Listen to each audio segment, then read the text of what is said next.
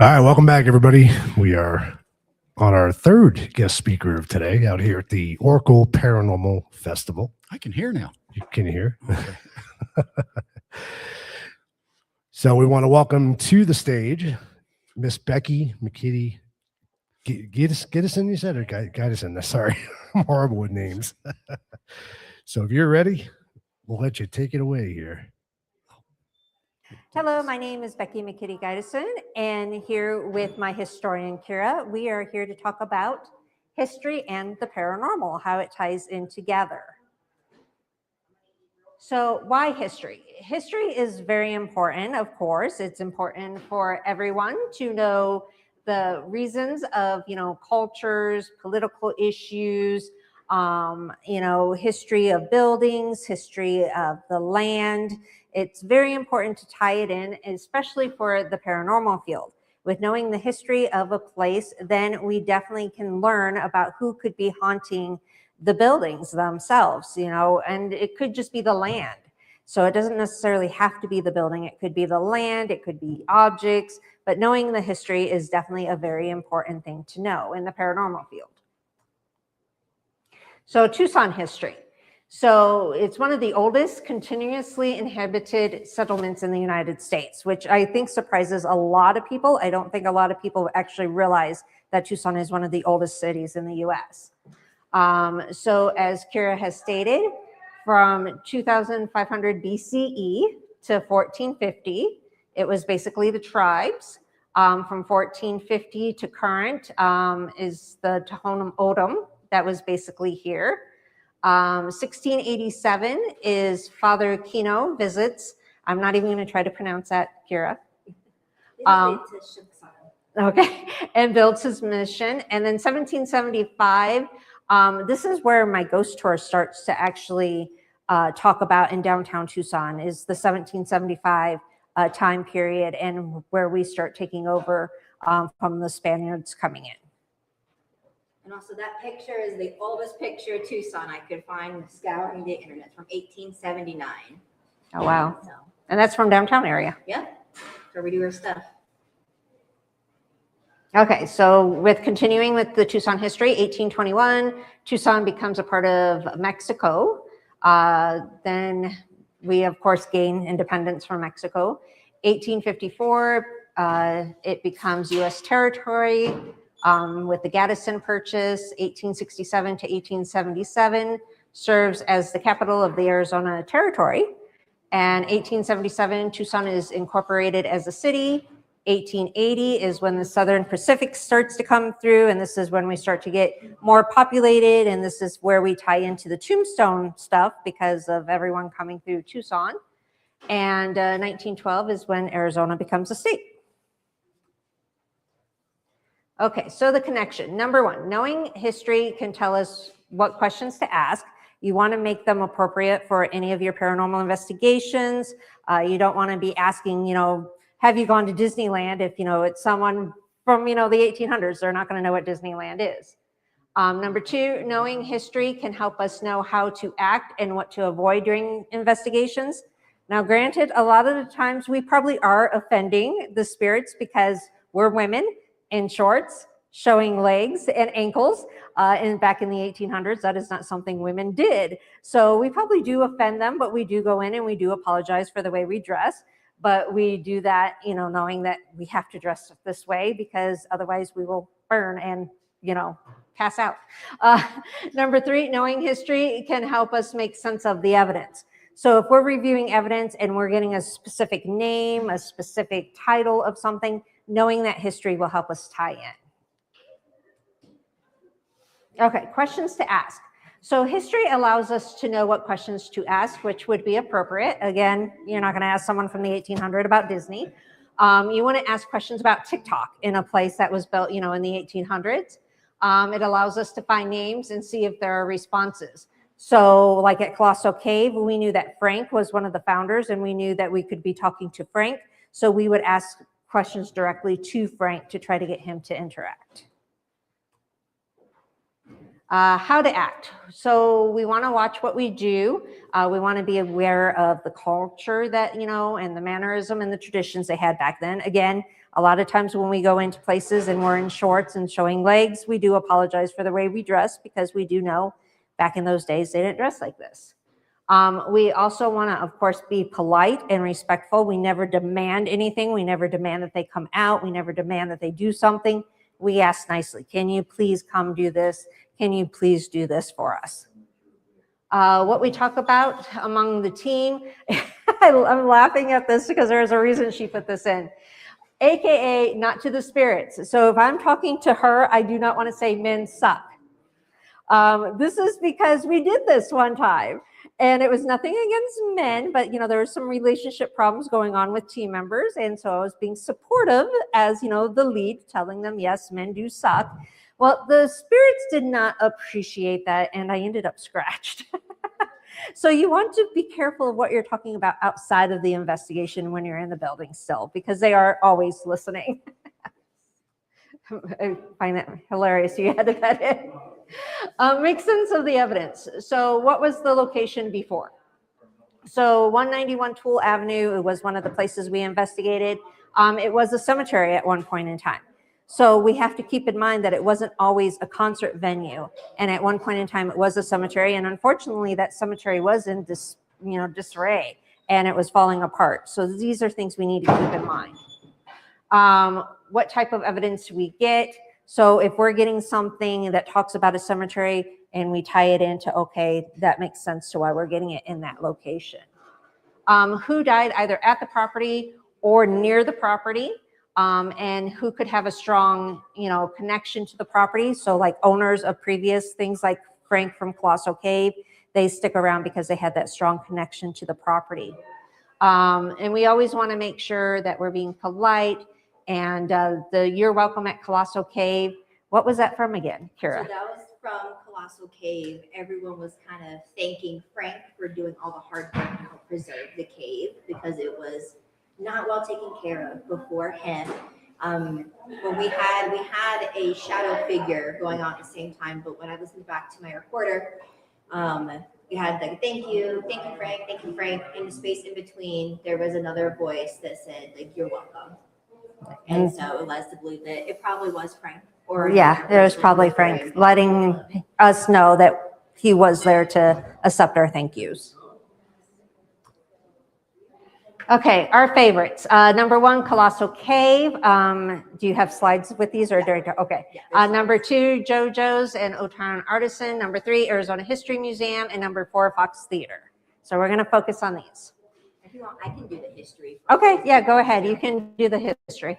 Do you want to talk loud? Okay. All right, so Colossal Cave. I have actually done a lot of research on it because I find it fairly fascinating. Just like looking at like all the different parts of the cave that has been used over time.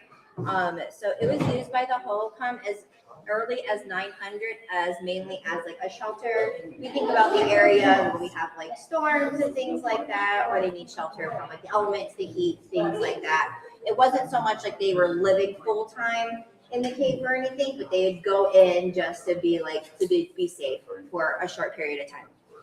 The cave was rediscovered in 1879 by Solomon Lick, and it was named the Mountain Spring Cave. In 1887, trained robbers used the cave as a hideout on at least 3 different occasions. We kind of get some like more legends, but we have been used a bit more. But we know it's documented at least 3 times in April, August, and October of that year. In 1905, the cave was being used for bat guano mining. So that's when a lot of damage. And also originally, when the cave was found, people would go in and like take off parts of the cave, like the stalactites and stalagmites and things. So there was damage already starting to occur, especially by that point, damage was starting to happen. It was renamed Colossal Cave in 1917 and opened for cave tourism under the ownership of Frank Schmidt, who, like we talked about earlier, him being a very prominent person in the cave. Two different civilian conservation corps worked in the park and from 1934 to 1937 and really helped create Colossal Cave how it is today. Has anyone here ever been to Colossal Cave? Yes. So we know it's like there's all the stairs, there's the other buildings. That was because of the Civilian Conservation Corps and all their hard work helping out in there as well. And with knowing this history about Colossal Cave, it helped with our paranormal investigation. What Kira did not note here, though, was the fact that we did learn from, I think it was the manager, that they found 2 deceased Indians in the cave. They weren't sure. I did go back, and there was originally, when there was some sort of expedition around the time it was named Colossal Cave, they did find 2 skeletons believed to be indigenous people. Yeah, because they believe that that's who was in the cave at the time. So with knowing this, it helped our investigation. We knew to be talking to Frank. We knew about, you know, the people who had passed. Our experiences there was we did get disembodied voices in the living room. We do believe that that was probably Frank at that point in time. The shadow figure peeking around the corner in the, I don't even remember where these rooms were, but the drapery room and an EVP came in at the same exact time as the figure. Lots of shadows figures there, a ton of shadows figures. One of the most ones that we had the most experience with that was the most impressive was there's a group of like 15, 20 of us in a room and we all saw the shadow moving. We were all in shock because we thought it was someone creating the shadow figure. So we asked everyone, move around, do this. There was no recreating it, but 15 people saw this shadow. Yeah.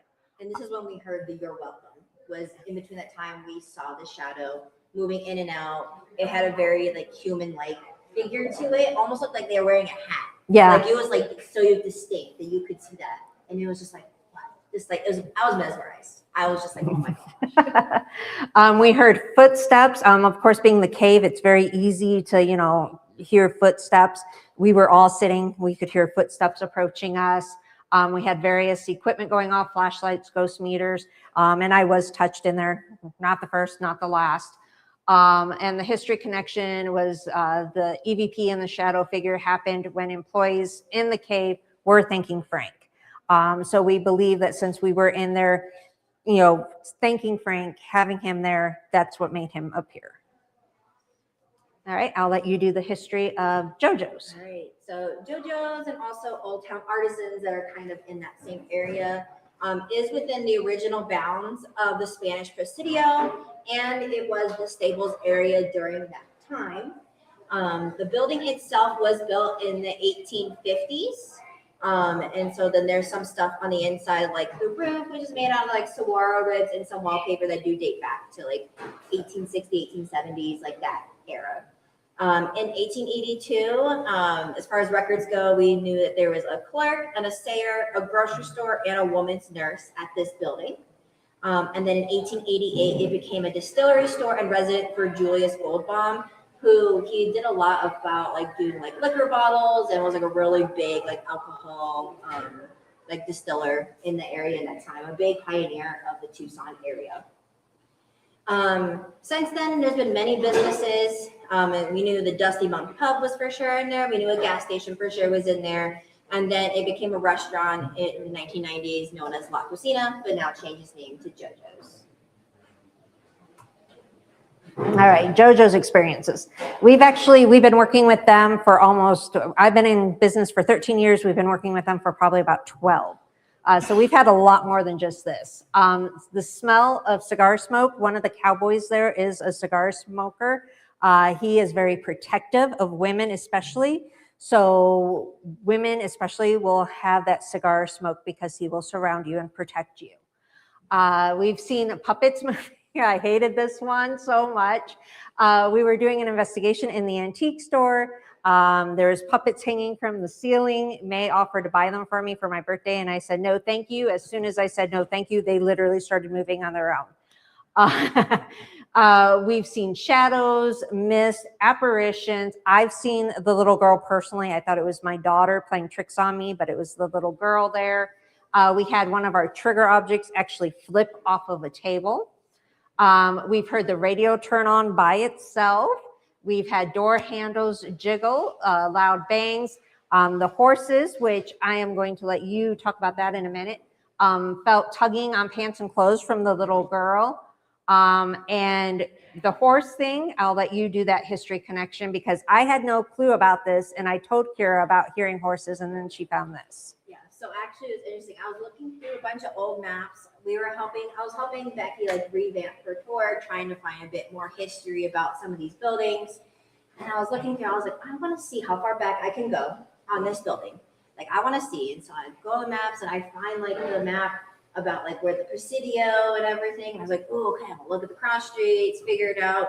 And then it's like stables. And you're like, okay, that makes sense. I remember being I remember one of the first times I went there with Becky, she talked about the horse neighing experience and how it was just so strange.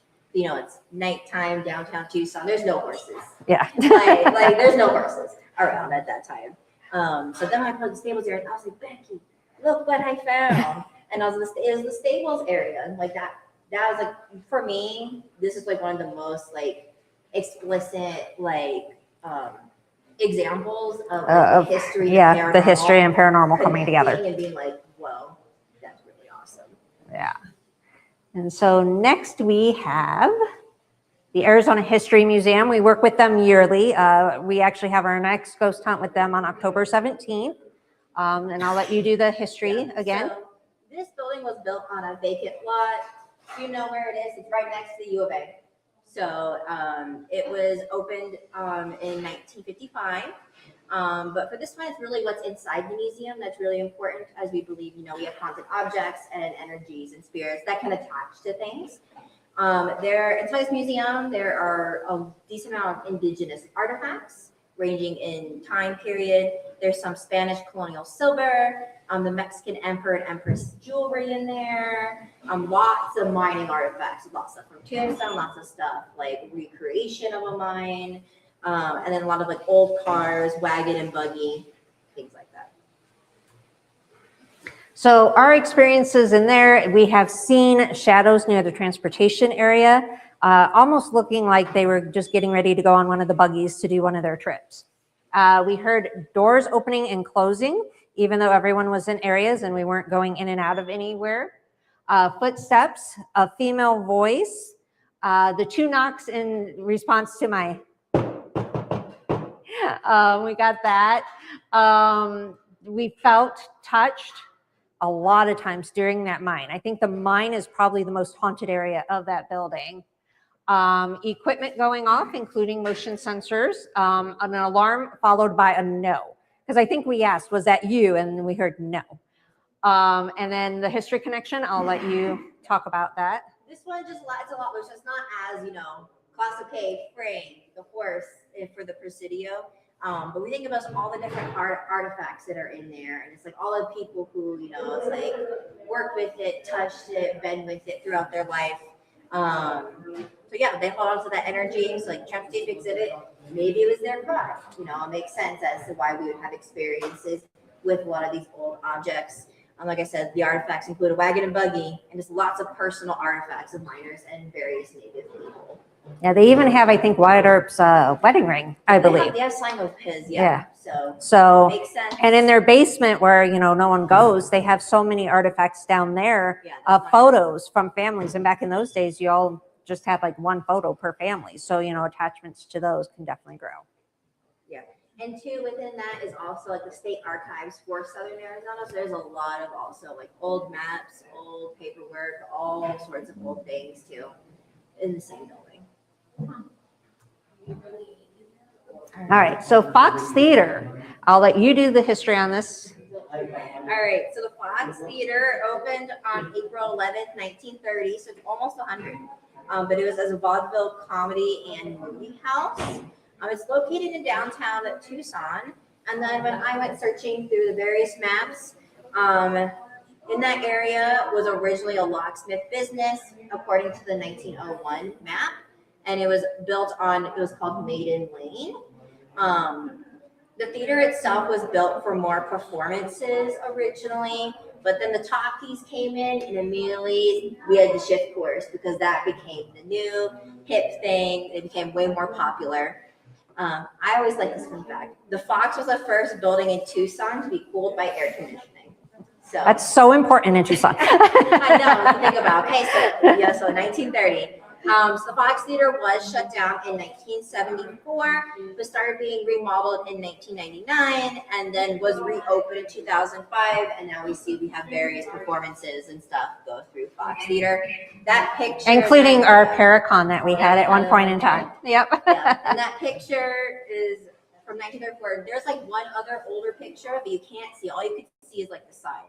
So this one, you could actually see the theater in its full glory in 1934. All right, so our experiences. I've been lucky enough to work with Fox a few different times. I worked with them during COVID to try to help them bring in some money when you couldn't, have concerts and et cetera. But we've seen shadows in there. We had the lights dimming. I was in charge of the lights, and I knew that they didn't just dim. You had to manually do it, and they would be dimming and go brighter. We've seen apparitions. We've heard footsteps. We've heard furniture being dragged across a floor.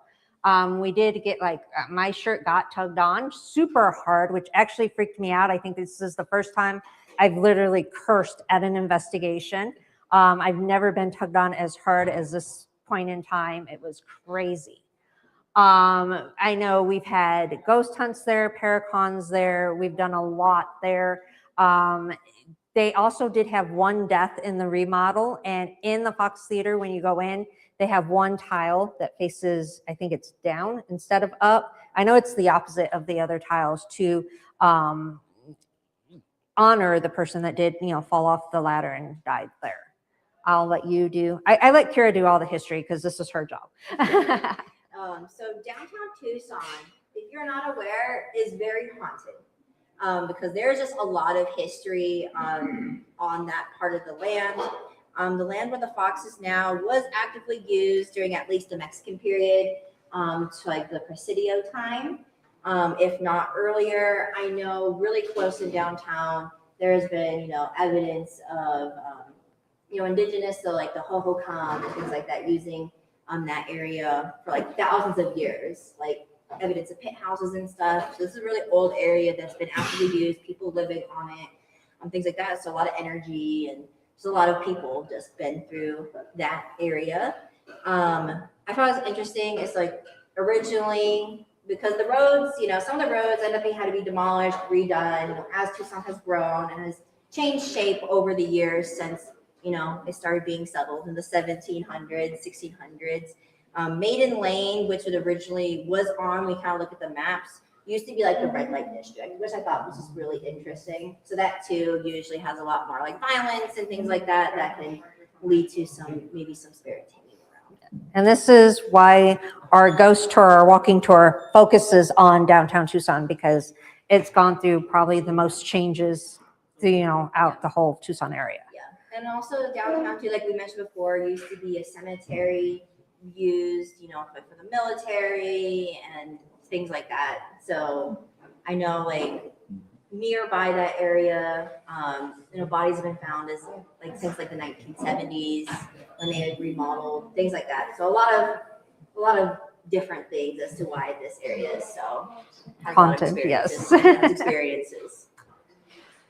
All right. So if you want to learn more, of course, take my haunted history tour of downtown Tucson. Definitely look up TucsonGhostCompany.com. You can buy my book there too. I'm Paranormal. We talk about, some of these experiences we have had. And I believe that is all Kira has. So any questions for us? All right. Well, thank you. Well, how has the paranormal ghost hunting investigation changed since you began? I don't really think that there's been major changes since I began 13 years ago. I think more equipment has come out. And in all honesty, I don't really trust the equipment. Equipment always has its good and bad, which I also talk about this in my book. Everything you use, you have to be able to know what your equipment does, because something else will set it off. My biggest thing is I think more people get into this looking to find ghosts, and that's not what you're in this for. You're looking to try to help the ghost. You're looking to try to find evidence and not go in and assume everything's haunted. So I think the most thing that has changed is we have more people believing, and they don't go in as skeptics trying to debunk. Instead, they're calling everything a ghost. And that's probably where the most has changed, because more people are in it for a thrill over, actually doing the research and actually trying to find the haunting and help. All right, thank you.